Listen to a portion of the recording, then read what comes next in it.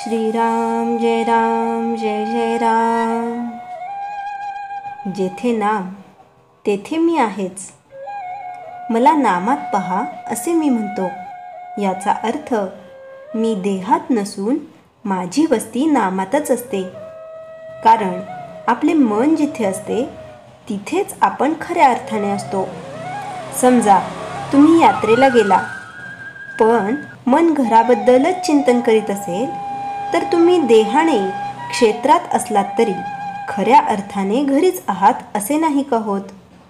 त्याप्रमाणे तुम्हाला जर कुणी विचारले की तुम्ही नेहमी कुठे असता, तर आम्ही नेहमी विषयातच असतो असेच सांगावे लागेल। ज्यांना जे जास्त आवडते त्यातच ते असतात, हे खरे ना। मग तुमचा गुरु कुठे आहे असे जर कुणी विचारले तर तो नामात आहे असेच म्हणाल ना।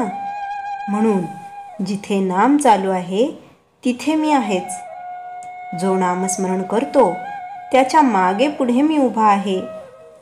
शास्त्री पंडित म्हणतात की आमच्याकरिता ज्ञान मार्ग आहे, पण त्यांच्या लक्षात येत नाही की तो अत्यंत कठीण आहे। त्यात अभिमान नष्ट होण्याऐवजी वाढण्याचाच संभव जास्त असतो। ब्रह्म सत्य जगत मिथ्या हे तत्व त्यांच्या बुद्धीला पटते, पण त्यांच्या अनुभवाला मात्र येत नाही।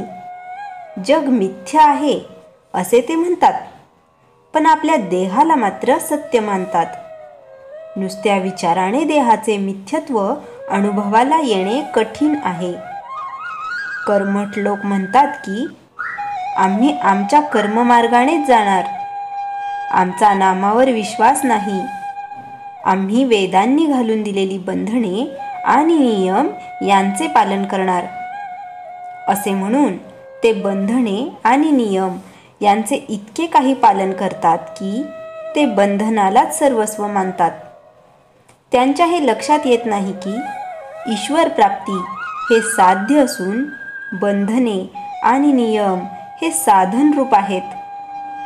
साध्य साधण्यापुरतीच बंधने पाळायला हवीत।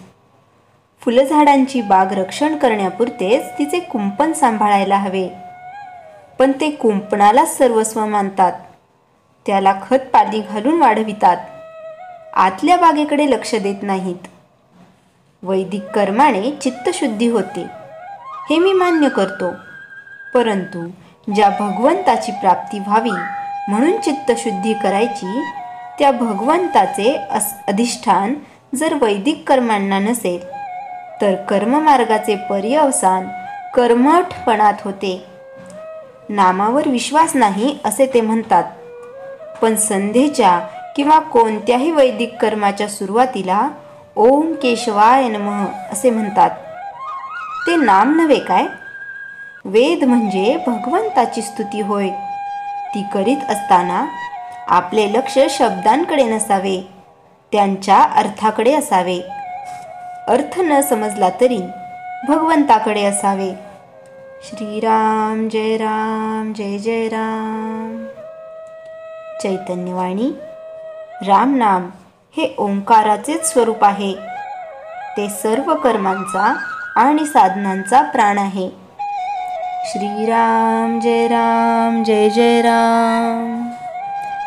जयाच्या जणी जन्मनामार्थ झाला, जयाने सदा वासनामात केला।